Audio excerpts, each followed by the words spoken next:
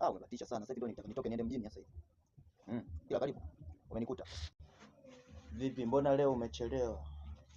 Maana nimezoea kutoka mapema. Sasa hivi ushafika kazini. Nashangaa kukuta hapa. Vipi?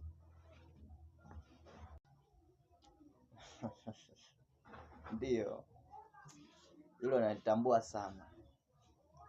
Maana mimi kufika saa moja sio mazoea yangu.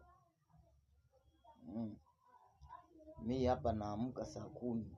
Kutoka saa 11 hivi nakuwa nishafika kazini. Lazima ushangae sana. Ila ndo nilikuwa na mpango wa kutoka. Kwa natarajia niende mjini. Ila umebatika kunikuta. Ni vizuri. Vipi, leta habari. Unajua mwanetu, mimi hapo nimefika kooni. Sasa sijui unanisaidiaje kwa mfano. Nini shida tena? Maana kaka sijakuzoea hivyo. Sijakuzoea hivyo kabisa. Ndio hivyo kaka. Nimefika kooni. Sasa mambo magumu kule. Mke wangu kule anaumwa. Kibobu chenyewe nakuja kuangalia niko natunza kibobu. Hela yote imegeuka kwa magaraka. Acha bwana usiniambie. Ndio hivyo kaka, sijui unanisaidiaje.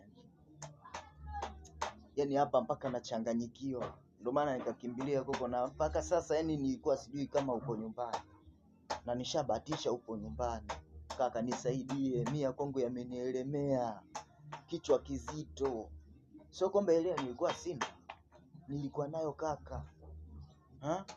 Sema ndo hivyo nakuja kuvunja kibubu changu nakuta magarasha.